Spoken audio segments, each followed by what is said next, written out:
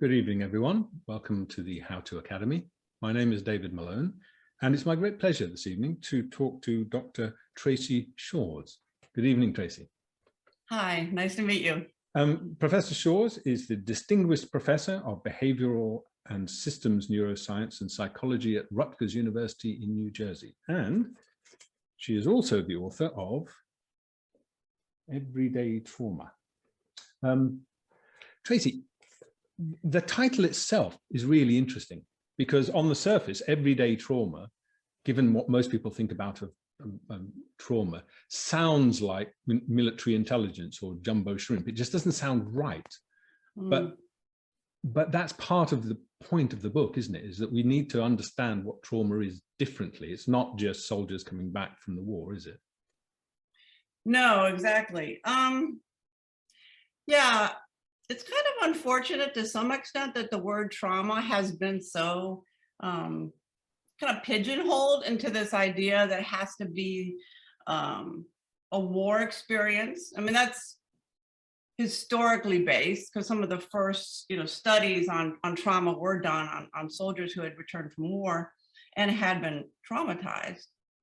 And the word or the term post-traumatic stress disorder, or PTSD, really arose, from those studies. So as a result, the word trauma has kind of got out into the world as this idea that you have to have this really horrendous experience. However, I also don't want to imply that any little stressful event or any little experience that causes some anxiety is necessarily traumatic. So one of the things that I mean when I use the term everyday trauma is that we have these traumatic experiences. It could go from everything from a war experience, a rape, an earthquake, something that's discrete, that happens in a relatively short period of time. But what's really traumatizing is the thoughts and the memories that we engage in the days after, right? So that's, to some extent, that's the everyday trauma, right? You have the traumatic experience, but then every day, or maybe not every day, but frequently, you go back and you think, ooh, that was a horrible experience, and you rehearse the memory, thereby making still more memories in your brain of that experience, thinking about it, wondering why it happened, wishing it hadn't happened, maybe blaming yourself for it. So that's one version of everyday trauma. Then there's also another type that I talk about in the book, and I mean by that term, which is there are traumas too that linger. Like the pandemic is a great example.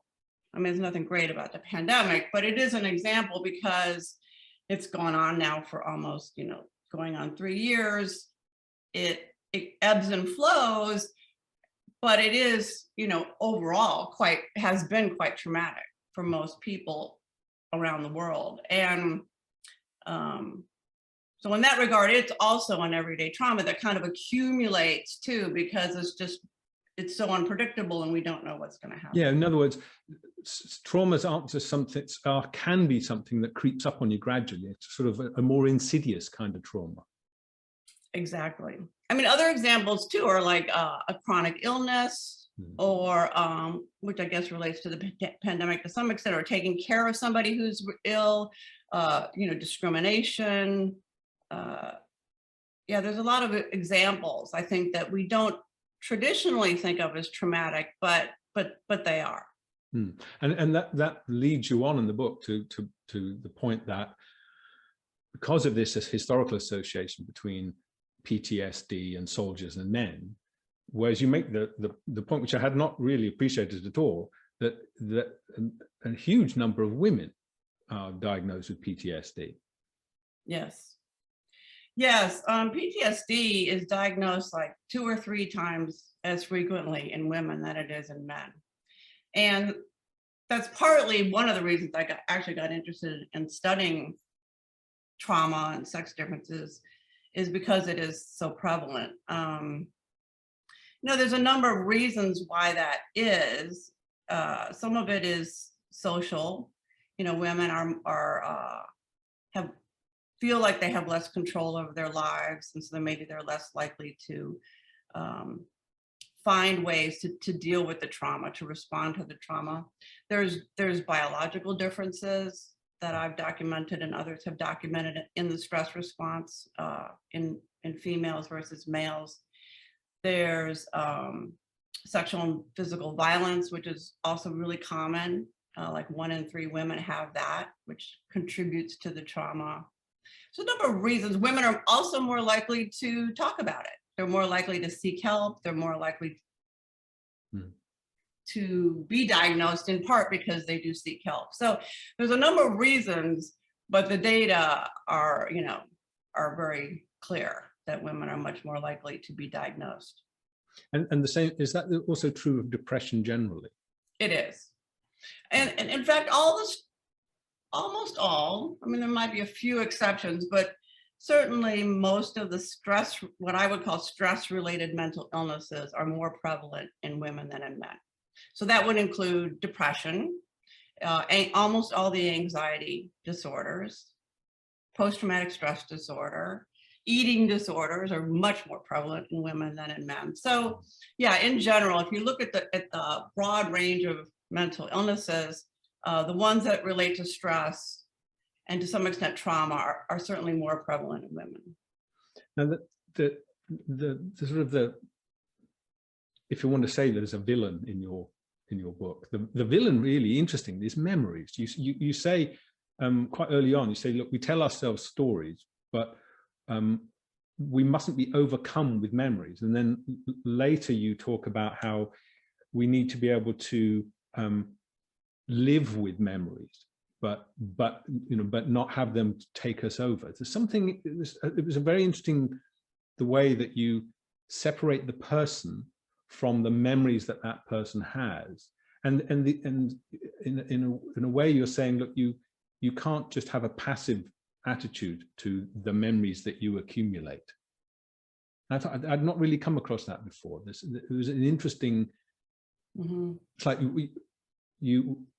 we have to somehow, you're arguing, take charge of our memories, or at least have a more active relationship with them. Is that right?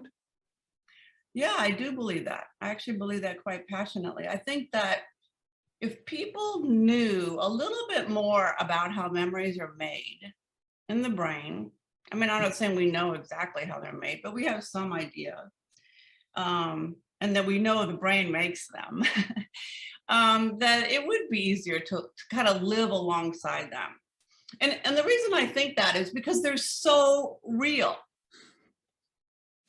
I mean, it's to me, even after all these years of studying it, it's amazing that you could recreate an experience, something you did earlier today, something that happened to you 10 years ago, something that happened when you were a child.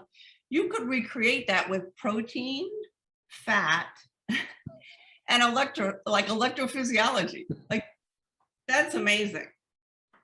Yes, it genuinely is. It is. I mean, and they're so real that when you have them, when you're in the story, you feel like they're real. And, and even for me, and I know they're not real, that I'm not reliving the experience, even though I might have the feeling of it as well. So, I kind of feel like it's important to just know that. And then that helps. It helps put it in perspective. Because if you ask people about their lives, trauma or not, the memories are what they cling to, right? They're the thing like, oh, you won't believe what happened to me when this happened or that happened. And knowing that is just a representation in your brain, created by your brain, I think is useful. Like, I think it helps you say, well, yeah, that's in my brain, but I don't have to cling to it as much as I might if I thought it was real. Like I was really reliving that experience. Mm-hmm. And yet, although you, as you say, they're not real, you're not actually reliving the experience. They are real in the sense that they have agency, they have a power over your life. So they're very real in that sense, aren't they? They are. And they should be.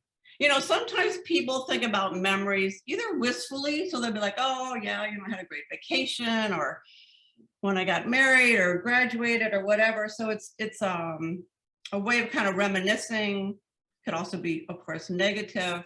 But the real purpose of a memory is to plan for the future, so that you don't, if it's negative, right, you don't get yourself in that situation again. Or if it's positive, you might gravitate towards experiences that are like that. So it's a learning process. The memory doesn't exist without learning.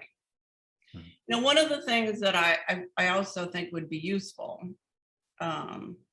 is if we thought of these terms more as verbs.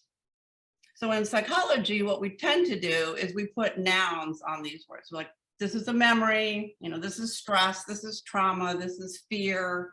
Those are nouns. And so as a result, people think, oh, I have this fear, must be, it's in my amygdala, or my memory's in my hippocampus, and which is ridiculous, of course, but it's kind of how we think of it. But they're really verbs, because it's always changing, right? Your brain is always changing, your life is always changing. The way your brain responds to your life is always changing, and that's a verb. So I do think that also would be helpful, for people to think of it more as. Yes, I mean, that active side comes across very strongly in what you write. There's a lovely bit where you say, trauma memories are powerful. They form quickly and can take over our thoughts and actions. And if they can't take over entirely, they will surely try. And the whole of that sentence is, as you say, it's all about verbs. It's not just, here's a thing like a postcard. It's active, and it's active in you. And if I've understood what you're saying is, in the book, is you have to get active yourself. Yeah. You have control over the memories that you form to some extent. Certainly how you interact with them, I think you do have control over that. So for example, one of the things that I also try to get across is that it takes time. Like, all these things that happen when we have a bad experience, or a good one for that matter, take time. Now, it could be milliseconds, tens of milliseconds, hundreds of milliseconds. So it seems instantaneous. So if I bring up a memory now, of my uncle, for example, who I really loved, that memory is tied to a feeling I have about him. So I have like this warm feeling in my body when I think of my uncle. And it seems all instantaneous, but it took time to go from a thought, like talking, saying, oh, I'm going to bring up my uncle. I retrieve that memory. Then that memory is attached to the feeling in my body. And so realizing that it takes time allows you to then not necessarily prevent the feeling, but realize that that memory now is going to generate a feeling. And I can follow it, right? I can follow the memory to the feeling, or I could maybe stop it, or I could generate another memory that doesn't have that feeling. I mean, we have time between a thought, a memory, and a feeling to change it. Yes. Yeah. Okay.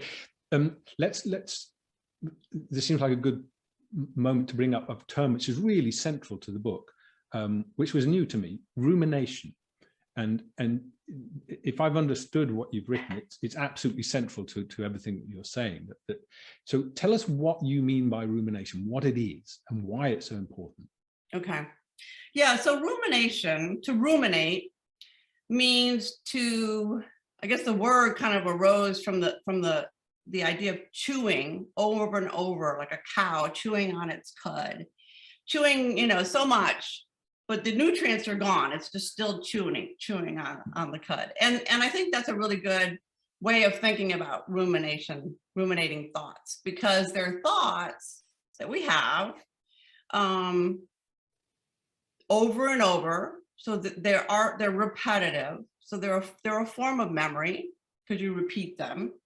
They're autobiographical, so they're always about yourself, somehow about your life and how you interact with other people or what you've done in the past.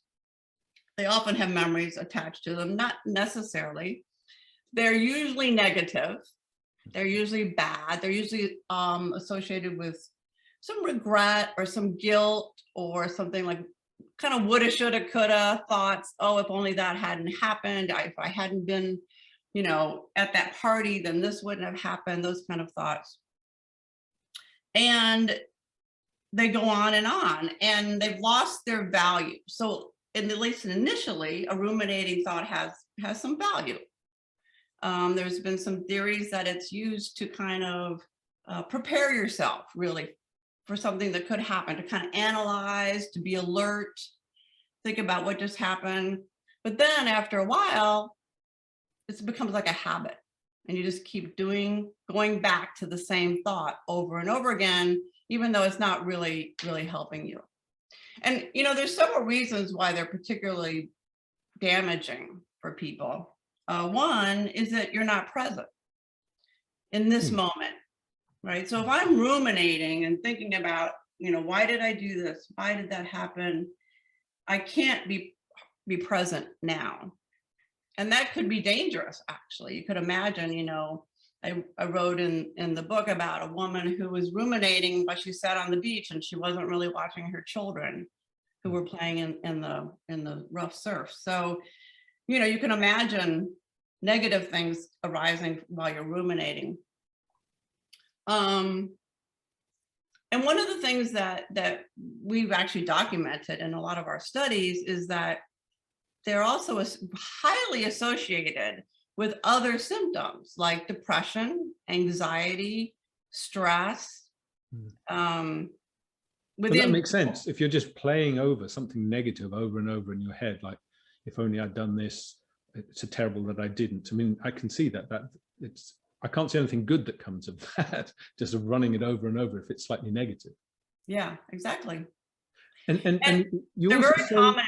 I'm sorry, go ahead. They're really common in women too. So that's another reason why maybe women are more prone to these other stress-related symptoms. Why do you think it's more common in women?